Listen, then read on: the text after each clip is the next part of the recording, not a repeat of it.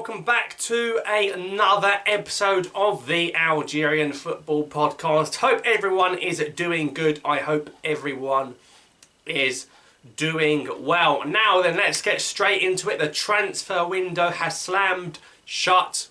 There was a few deals on deadline day. There was some, we were definitely expecting the likes of Ounas and such to be moving on from their current club. He wasn't getting any game time at Napoli for a number of years now. He's moved on a permanent deal to Lille in League. He'll link up with Akim Zadadka on that right-hand side, inshallah, right back and right winger, and made his debut at the weekend already. He signed a 3-year deal. That's a permanent deal. That's a fantastic move, I think, for Ounas. I think it's a place where hopefully he's going to be getting a lot more game time at a decent side. Remember, Lille only won Ligue 1 in France a couple of years ago, so pretty good move for him.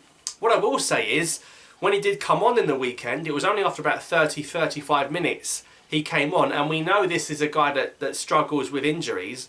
Germain studs him from the back. I mean, I know he got sent off. Absolutely disgusting, absolute filth of a challenge. You got a player coming on making his debut. You're studding his calf from the back. I'm sorry, that's a disgrace.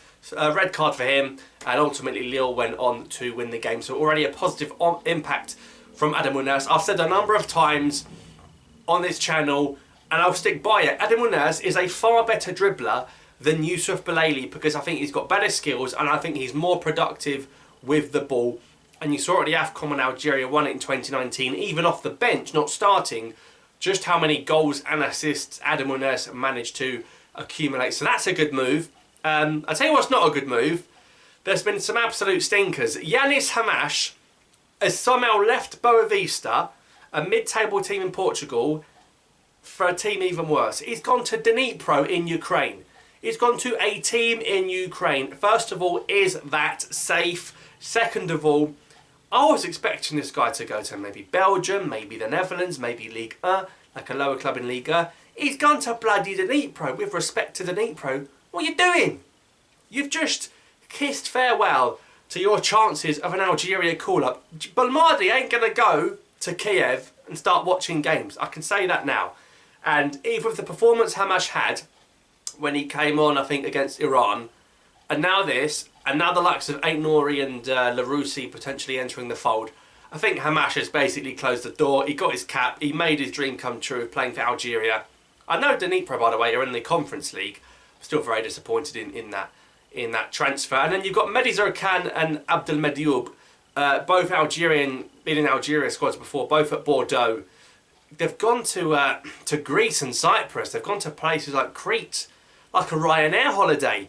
That's not the sort of potential we were looking at. Another two players I don't think are gonna make it anytime soon. Ilan Kabal, raving to get him, gets a cap. Now he's playing in Ligue 2 with Paris FC. Not quite PSG, is it? So some very disappointing deals there, I'll be honest. They should much rather just might as well go to the Middle East, really, and get a good paycheck while they're at it and actually get some decent performances against lower tier opposition. But there we go. So at the weekend, we saw a few Algeria strikers do okay. We saw Islam Slimani get an assist. He started for Brestois, got an assist, didn't get a goal. I wonder if Belmadi is still going to be looking at Slimani, with Delors coming into the fold. Amora, another player that was on the score sheet at the weekend with Lugano in Switzerland. He certainly looks like when he does get game time, he does know where the back of the net is. Young, fast, fresh. Hopefully Amora and Delors can play together in our team, and that'll be very, very good. No Bilal Brahimi for Nice, he's injured, as is Youssouf Atal.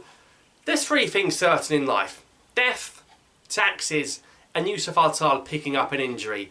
This guy is officially one of the most injury-prone players I've ever seen. He reminds me of Mourad Megni, midfielder from a few years ago. The older viewers might know him.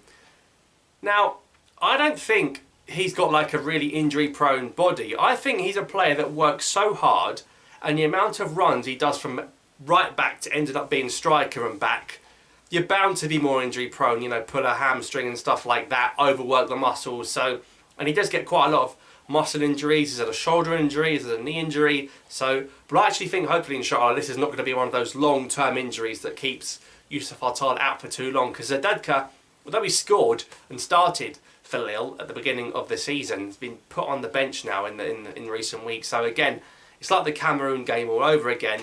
And with Ben Yedder now moving to Wydad Casablanca in Morocco, and Halemia going to Mouradia from the Belgium-Holland leagues, the right-back area is starting to look a bit weak again, so we need to fix that up. We need some new talents in there. But anyway, the Champions League is starting up again. We're still waiting for Riyad Mahrez to win it, so Rabah Majer can keep his big mouth shut. Now, we actually forget just how good Riyad Mahrez is in this competition. By far, City's best player in it, I think, the last couple of seasons. Always scoring, one of the top scorers in the competition.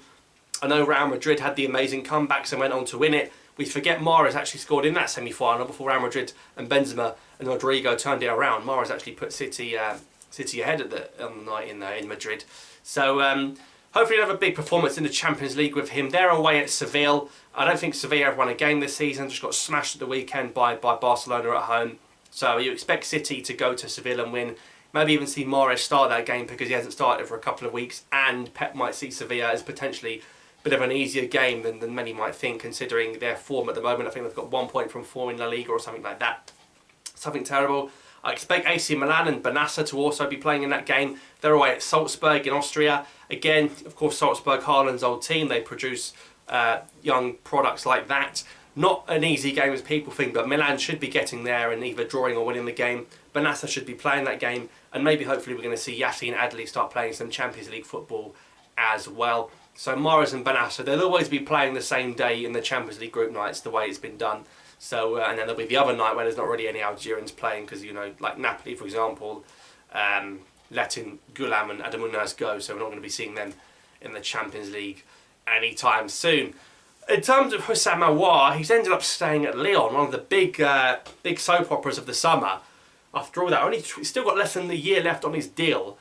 Now, him staying at Lyon, I think, had to do with West Ham signing Paqueta, and they didn't really need to let Aouar go. But, you know, I think there is some contact there with Algeria, but for him, being at Lyon, the pressure from Ounas is very difficult now for him to be a Lyon player and an Algerian international. We've seen so many leave just to play for Algeria, and so many pressure to play for France when they do stay there.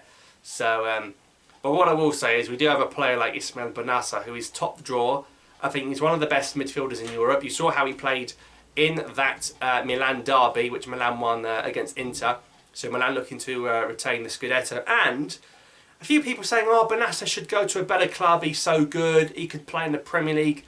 Let's not disrespect AC Milan. I'll tell you now, AC Milan are one of the biggest clubs in the world. Look at how many Champions Leagues they've won, how many European Cups they've won, how many finals in European competitions they've been in. They're one of the biggest clubs in the world, okay? And for him to leave Milan, AC Milan, would have to be for a really, really big team. So just bear in mind, he is at a pretty big club right now. I know they've been failing recently in the UEFA Champions League, but just the way it goes, unfortunately, sometimes. So that's really it for this week. Lots more to come, inshallah. I've got the Algeria games coming up. We're building up to those. The quiz. Now, finally, I found a question last week that no one actually knew the answer to. I said, which goalkeeper eligible for the Algerian national team has played for Manchester United in the Premier League? It wasn't Rasim Bolhi. It was Massimo Taibi.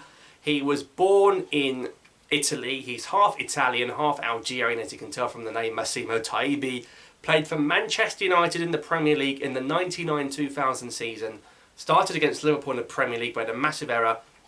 Never played for Italy, was eligible to play for Algeria through his father's side. That never happened either, which is a bit weird considering he was at Manchester United. But there you go. So a bit of a tough one. We'll make it a bit easier this week. Which Algerian scored the second goal in Algeria's 4-2 win against South Korea 8 years ago? Who got the second goal in that game? I'll reveal the answer next week. Same time, same place. Have a good week, and I'll see you next time.